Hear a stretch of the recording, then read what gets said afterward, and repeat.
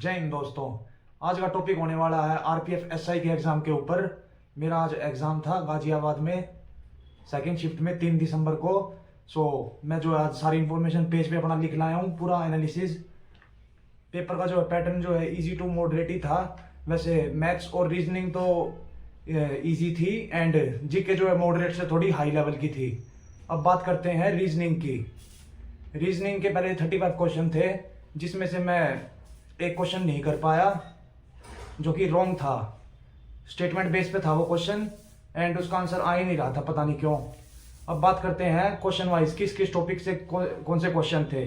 Statement के जो है 6 से 7 क्वेश्चन थे, जिसमें जो है टाइम टेकिंग थे बहुत ज़्यादा। एंड बाकी एक पैटर्न था कि नंबर दे रखा था 6 से 7 डिजिट का, उसमें इवन डिजिट वाले में प्लस करवा रखा था और ओड डिजिट वाले में माइनस करवा रखा था। फिर जो रिजल्ट आ रहा था उसमें ऐसे 2-3 क्वेश्चन थे। उस रिजल्ट में उनको हाईएस्ट और लोएस्ट डिजिट का डिफरेंस बताना है। बाकी जो हाईएस्ट और लोएस्ट डिजिट आई उनको मल्टीप्लाई करके आंसर पूछ रखा था। बाकी इस टाइप के 2-3 क्वेश्चन थे। एंड नेक्स्ट टाइप था वोवल बेस में था, नंबर में इंक्रीज कर दिया और डिक्रीज कर दिया। तो बताओ जो ये बना है अभी अल्फाबेट, इनमें कितने वोवल हैं या नहीं है। उसके बाद जो है कोडिंग डिकोडिंग से 3 से 4 क्वेश्चन थे। एंड नंबर सीरीज से भी 2-3 क्वेश्चन थे।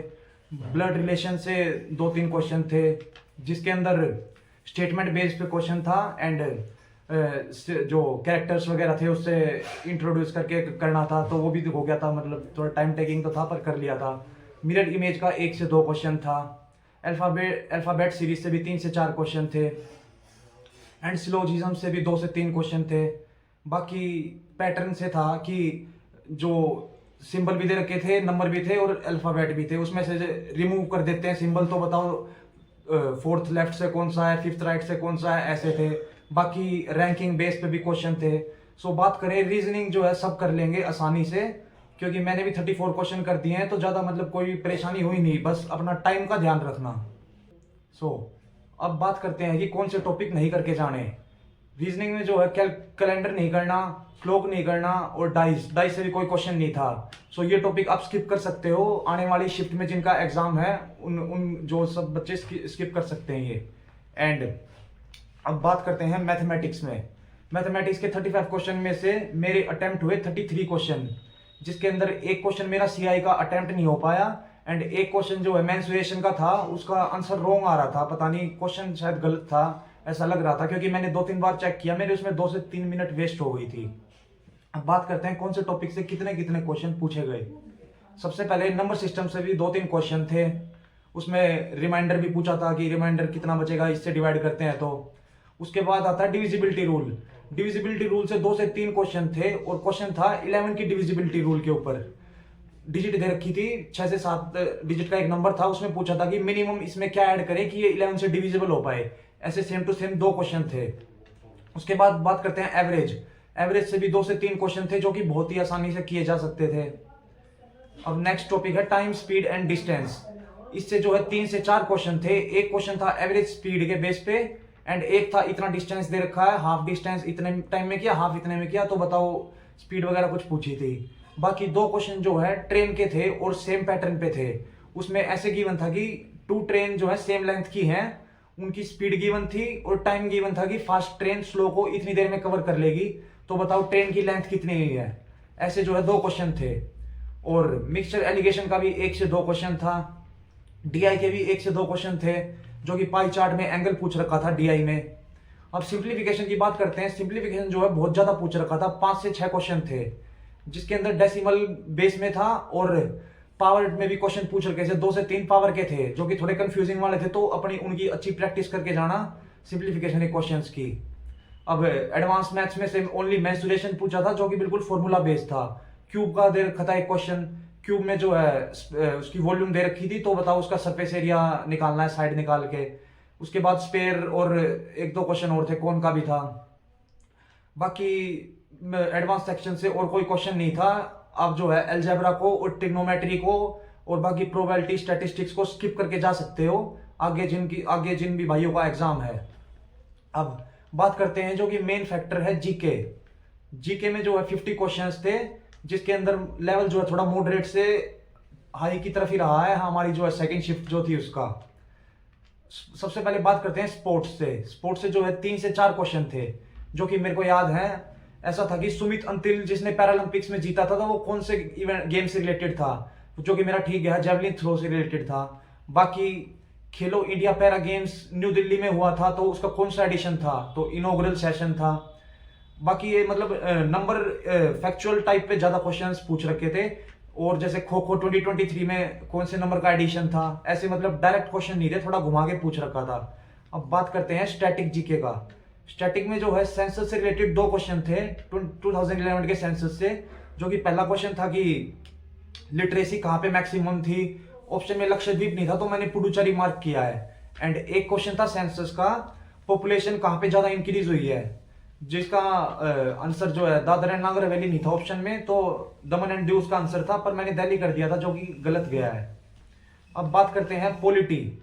पॉलिटी में जो है 3 से 4 क्वेश्चन पूछ रखे थे, जिसके अंदर फंडामेंटल ड्यूटी पूछी थी, कौन से आर्टिकल में है फंडामेंटल ड्यूटी। उसके बाद जो है आर्टिकल 21A का सब क्लोज ए पूछा था, right to speech and expression. And Supreme Court से एक क्वेश्चन था, एंड कॉन्स्टिट्यूशन से जो है स्टेटमेंट बेस एक क्वेश्चन पूछ रखा था। उसके बाद बात करते हैं करंट अफेयर्स की। करंट अफेयर जो है 7 से 8 क्वेश्चन थे, जिसमें जो है 2024 के पिछले 6 से 8 महीने के आप पढ़ के जा सकते हैं। बाकी उसमें अपॉइंटमेंट पूछ रखी थी, 1 से 2 क्वेश्चन अपॉइंटमेंट था। एंड एक क्वेश्चन था 2023 में पासपोर्ट की क्या इंडेक्स थी। एंड 2 क्वेश्चन जो है इंडेक्स के रैंकिंग के बेस पे थे। और एक हॉर्टिकल्चर गार्डन वगैरह करके भी एक ऐसा क्वेश्चन था करंट अफेयर्स का। सो बाकी जो है ये पूछ रखा था कि गेट जो है उसकी स्थापना कब हुई थी, ईयर पूछ रखा था, मतलब फैक्चुअल टाइप था क्वेश्चन। और हिस्ट्री में बात करते हैं। हिस्ट्री में दिल्ली सल्तनत और अकबर वगैरह उनसे क्वेश्चन नहीं आया, तो हिस्ट्री में था एंशियंट से थोड़ा क्वेश्चन था और मॉडर्न से था। एंशियंट में जो है बिल्कुल आसान नहीं था, मतलब डायरेक्ट क्वेश्चन पूछ रखा था कि बिंदुसार का शासनकाल कितना था, कौन से ईयर से कौन से ईयर के बीच में था, जो कि कंफ्यूजिंग था, वो मैं नहीं कर पाया था। और बाकी जो है एक बुक पूछ रखी थी सावित्रीबाई फूले की। एंड थोड़ा जीके में एक क्वेश्चन ऐसा भी था कि तृणमूल कांग्रेस जो कि ममता बनर्जी की, उस पार्टी की स्थापना कौन से ईयर में हुई थी। तो मतलब थोड़े कंफ्यूजिंग क्वेश्चन ही थे फैक्चुअल बेस पे। उसके बाद बात करते हैं साइंस की। दोस्तों साइंस जो है 9 से 10th लेवल की बिल्कुल नहीं पूछ रखी थी, थोड़ी हाई लेवल की थी 11 से 12th लेवल पे, क्योंकि बायोलॉजी में भी 3 से 4 क्वेश्चन ऐसे टफ थे जो मेरे को बिल्कुल याद नहीं है अभी। और बात करते हैं केमिस्ट्री की। केमिस्ट्री में भी ऑर्गेनिक कंपाउंड के बेस पे थे, जो कि 11th 12th में पढ़ा था, तो वो भी याद रखना पॉसिबल नहीं है। और फिजिक्स में जो है 9 10th का तो पूछ ही नहीं रहे हैं। न्यूमेरिकल दे रखा है एक, जो कि वेक्टर था, वेक्टर दे रखे थे 2, उनके बीच में एंगल पता लगाना है। सो मतलब जीके का लेवल जो है थोड़ा मॉडरेट ही रहा है अपना, इसी हिसाब से थोड़ा तैयारी करते रहना, क्योंकि अभी सिनेरियो ऐसा है कि जो है टीसीएस ही सारे एग्जाम कंडक्ट करा रहा है, एसएससी का, रेलवे का या फिर जो भी। सो टीसीएस अपने क्वेश्चन इधर से उधर जो है ट्रांसफर करता रहता है। अपना पीवाईक्यू जो है थोड़ा 2019 का जो लेवल था आरपीएफ एसआई का, उससे तो थोड़ा एग्जाम हाई रहा है मेरी शिफ्ट का। बाकी अभी जो है हाल फिलहाल में एग्जाम हुए 1 से 2 साल के अंदर, उनके जो है पीवाईक्यू आप फॉलो कर सकते हैं, जिससे आपको आने वाली शिफ्ट में बेनिफिट मिलेगा। और मेरे जिन भी साथियों का एग्जाम है आरपीएफ कांस्टेबल का, वो भी इस पैटर्न को ध्यान में रखते हुए तैयारी कर सकते हैं, क्योंकि पैटर्न रिपीट होगा। टीसीएस का जो है अपना सेम पैटर्न रिपीट करता है, तो टीसीएस के क्वेश्चन रिपीट होंगे आरपीएफ कांस्टेबल के एग्जाम में भी, वो भी सेम पैटर्न से इसको जो है एनालिसिस को देख सकते हैं और चैप्टर में जो है मदद ले सकते हैं कि किस टॉपिक से क्या क्या पूछा जाएगा। और बात करें मैथमेटिक्स में, तो प्रॉफिट लॉस डिस्काउंट से भी 3 से 4 क्वेश्चन थे। एंड एसआई सीआई से भी 2 से 3 क्वेश्चन थे, जिसके अंदर कैलकुलेशन अच्छी खासी थी। मेरी शिफ्ट में जो है सीआई का क्वेश्चन एक मैं तो कर नहीं पाया, उसकी कैलकुलेशन जो रेट था वो पॉइंट के अंदर दिया हुआ था। बाकी मेरा मैथ तो अच्छे लेवल का है, फिर भी जो है थोड़ा मेरे को कठिनाइयों का सामना करना पड़ा है मैथमेटिक्स का करने में। फिर भी मैंने 33 क्वेश्चन कर दिए हैं, और रीजनिंग में मेरे 34 क्वेश्चन हुए हैं। जीके के अंदर मैंने 35 to 38 क्वेश्चन किए हैं, जो कि टोटल अटेम्प्ट मेरा 120 क्वेश्चन में से 105 का गया है। बाकी मेरे को उम्मीद है कि 90+ आ जाएंगे। बाकी देखते हैं, अगर किसी भाई को कुछ दिक्कत है तो कमेंट सेक्शन में पूछ सकता है। बाकी फ्यूचर की प्रोसेस के लिए बने रहें। जय हिंद।